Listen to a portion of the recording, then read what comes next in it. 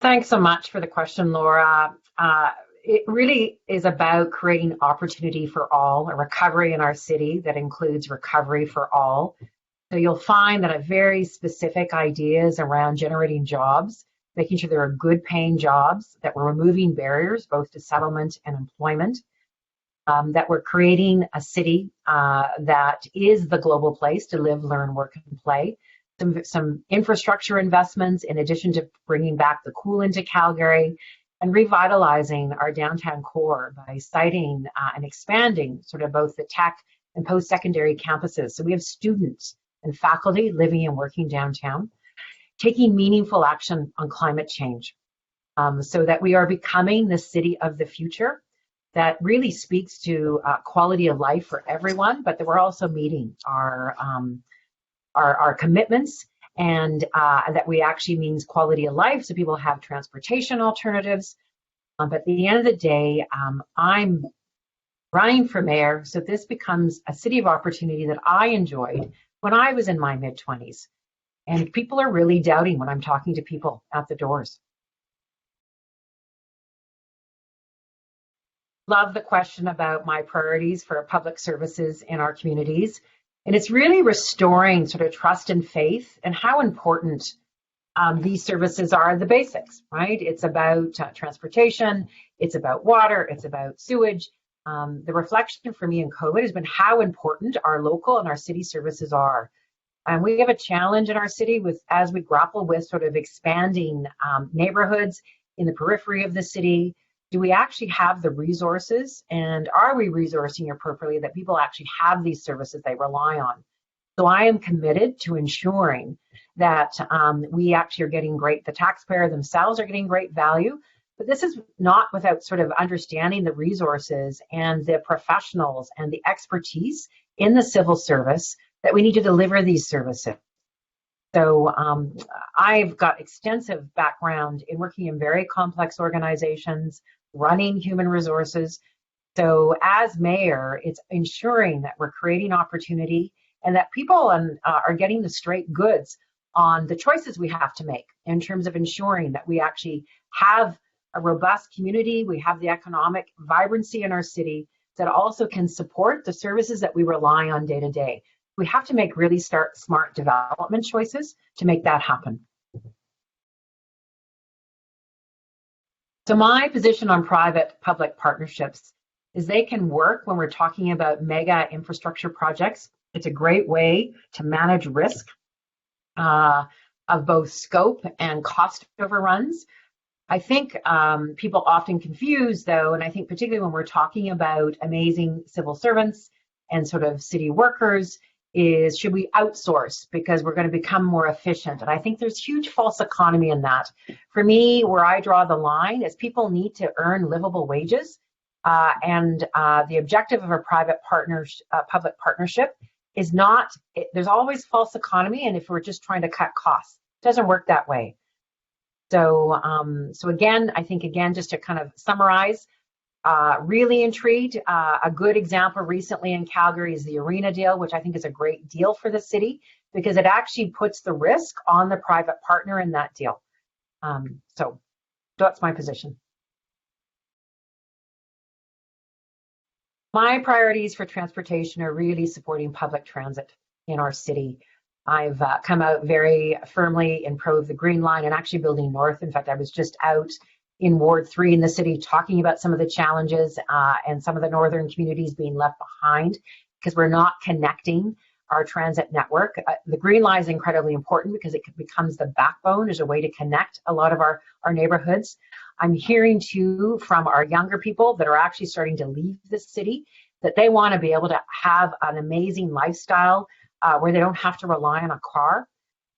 I've also come out very strongly on climate change, meaningful action on climate change, and public transit is absolutely key to this to actually reduce our carbon footprint, get people out of cars. But it's also so important for our mental health and our mobility. So if we can walk and bike to most things that we need, we create more vibrant community, we feel more connected, and it's both great for our physical health as well as our mental health. So you'll find that I'm a systems thinker and I see how all these things connect, but fundamentally, we've got to have transportation choice in our city. So I'm pro public transit. I love the question about, do I support the change in campaign finance laws? I think directionally, really positive, because it's actually engaging citizens in supporting and getting involved in campaigns. The downside is there's no benefit to citizens donating to a campaign. And for those that are listening, you may not even be aware of the changes in campaign finance laws. It means that no corporation or union can give directly to a candidate. Typically, municipal campaigns have been funded by corporations or unions. And so what we do, what has happened, and certainly in my experience running for the first time, is the breadth of support in a campaign is much broader, much smaller donations. I think it is more democratic. But the challenge is we've not actually taught people how to engage this way in the process. And it's been very challenging. I think we're all of us sitting in these seats trying to run for mayor or councillors are finding it actually really tricky.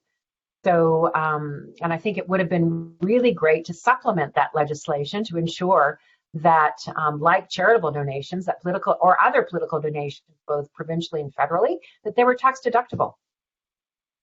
That's my thought on that.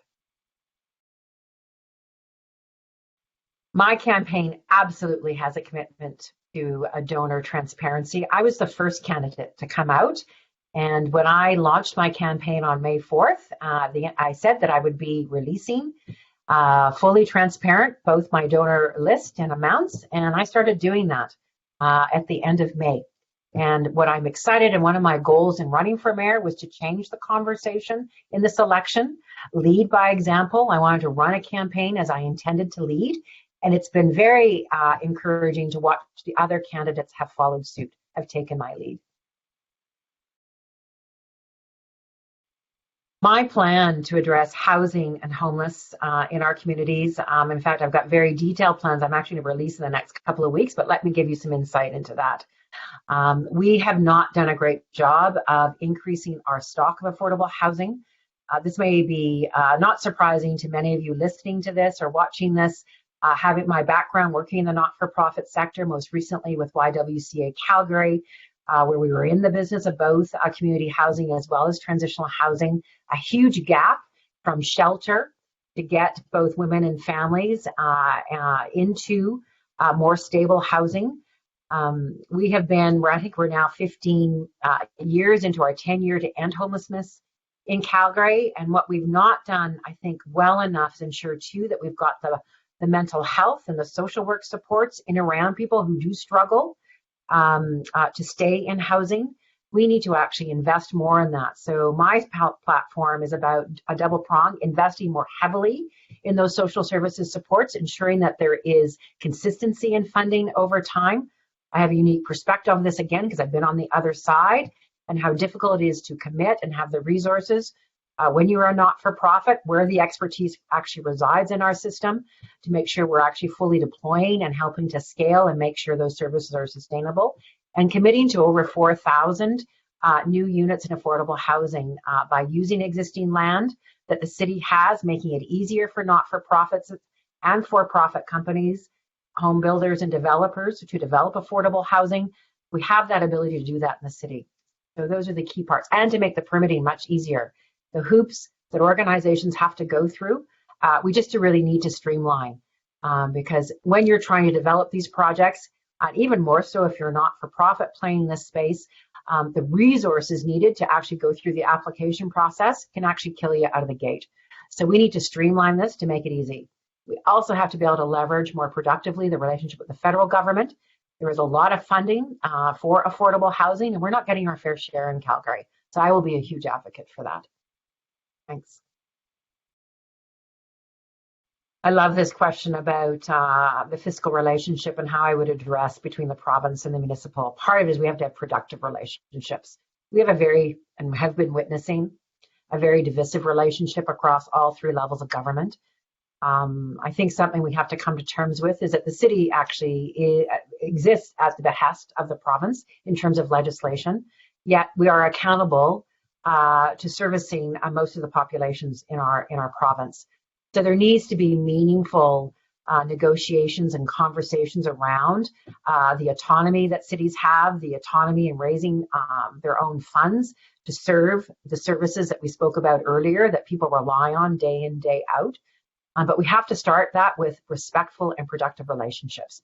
This is one of the key reasons that I'm actually running to be mayor, is this happens to be my skill set. I have a reputation all across my career, varied career, corporate, government, not-for-profit, locally, globally, of bringing diverse people together to achieve and get things done, big things done. And so this is the skill set I'm offering. This is actually the leadership and the style of leadership that I will be offering as mayor of Calgary. So what's the question that I would like you to ask me about my campaign? That's such a great question. We are at a critical time. So the question I would have actually asked you to ask me is, why am I running at this time? I'm not a politician. I've got a great job. In fact, I'm on an unpaid leave of absence right now because I so believe in the future of this city. I am feeling a calling to offer my leadership style. I think those that are even running for mayor don't understand what the role of mayor is. And I'm really encouraging all citizens in Calgary to get engaged in this process because we are talking about the future of our city. We have been struggling. We are actually looking for a new brand. We have kids leaving our city. It's personal for me because I have a 24-year-old that left this city about a year ago, could not get a job here and did not see a future. This is actually what is motivating me to run. But it's going to take leadership that can pull people together, all of us together, in a common vision so we can create the city of our future. So it's high stakes in this election. And, generally 58% people get out to vote. We need to do better. And I'm really encouraging young people, parents of young families. This is about creating the city that you want to live in to make sure there is opportunity. And so I want to encourage everyone to get engaged, do your research. And it is about leadership is what I'm going to offer. And I think you're going to find that I'm the only one that actually has seasoned leadership experience across sectors and a track record of collaborating and bringing people together. So thanks for that question. Get engaged, vote, but do your research before you vote.